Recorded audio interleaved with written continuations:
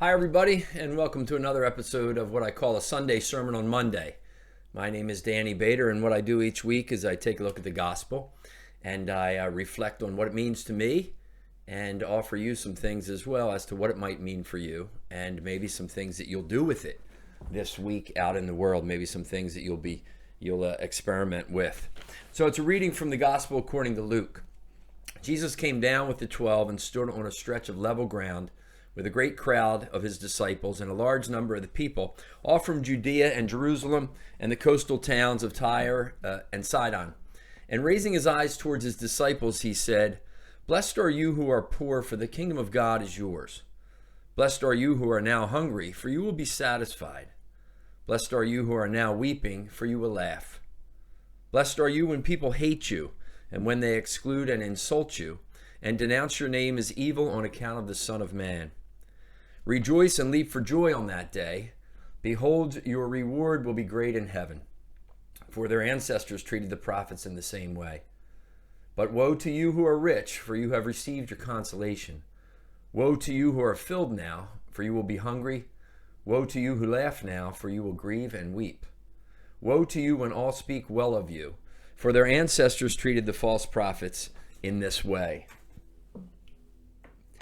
So Jesus' message in these Beatitudes, and you see there's just 4 in the Gospel of Luke.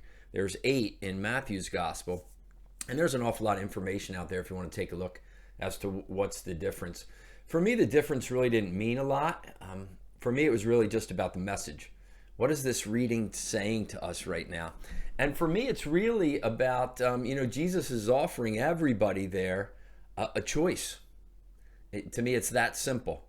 And I went to Mass yesterday, my wife and I, and we heard the priest up at St. Philip's of Neri on Ridge Pike.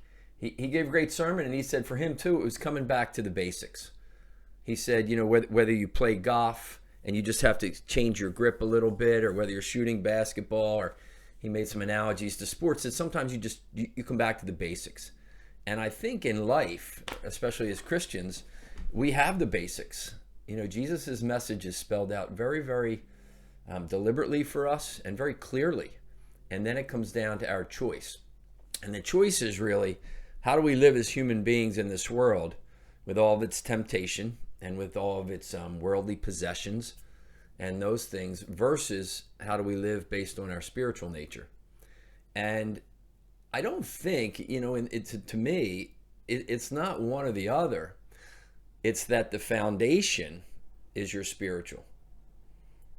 And what do you believe? Is there a heaven? Is there a hell? Is there some state of existence after this human life? I know there is. I died and came back to life, and I don't have heaven totally figured out yet. I do know that when your body stops, there's a part of you that doesn't.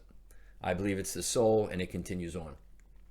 And I believe that there's a state of existence now for that soul, for that energy. And I believe that state of existence, that joy or peace or that suffering, is really based on how we lived our life right now. And, a lot of times people say, you can't be rich, you can't have nice things, you can't. Of course you can. It really comes down to, and I wrote about it in my first book, Back to Life. For me, it really comes down to how are you going about building material wealth and these things, and then what do you do with it afterwards? That's the message there. And what comes first?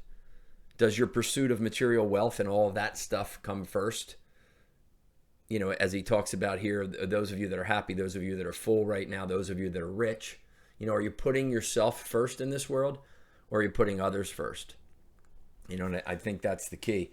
I wrote about it here when Brendan is talking to young Jake, and he says, Jake says, Vanessa's really a cool lady. She's got something very peaceful about her, almost like you feel more relaxed just being around her. And Brendan says, yes, she's a remarkable woman. Maybe you can spend more time with her at some point. She's had a very fascinating life. Anything else? Well, let me think. She talked a lot about really slowing down, kind of disconnecting from the busyness of our lives. I was really interested when she talked about the coaching she does with executives and how she won't work with people who aren't open to getting to a quieter place on a regular basis. She won't work with people who aren't open to getting to a quieter place on a regular basis. And she makes a lot of money doing what she does. Yes, she does, Brendan. This is what Brendan says. Yes, she does, and she does a lot of good with the money she makes from doing what she does. And he winked. And Jake, I smiled, recalling my meeting with Benny and the yellow Lamborghini. See, Benny's a friend of Jake's, or a friend of Brendan's, and Benny is tremendously, tremendously wealthy. Built a huge construction business, fancy cars, Lamborghinis, private jets, and he does so much good. He uses his private jets to bring sick children out to Tuscany and their families. So he says, yes, I remember money in and of itself is not good or bad. It's how one goes about getting it and what one does with it. So for me, in this reading, in the Beatitudes, it comes down to that choice. You know, Jesus is saying, hey, listen, you can pursue all the worldly sin and temptations and pleasures and everything else, or you can pursue, living my message. And I think as we live his message, and that's the foundation, right? That's what our life is built on. Yeah, then go out and make money and have nice things and share them with people and take trips and have wonderful experiences with your family and other people. I think that's really key.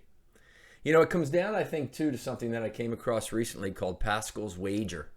And you can check it out. And Pascal was a 17th century theologian and mathematician and just, one of those thinkers. And he put together this little 4-box kind of grid. And his wager all comes down to, does God exist?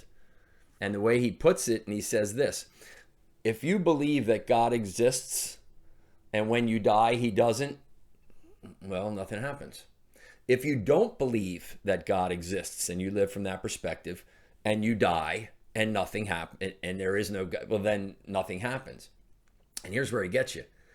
If you believe in God and you die and there is something after this, well, then pretty good.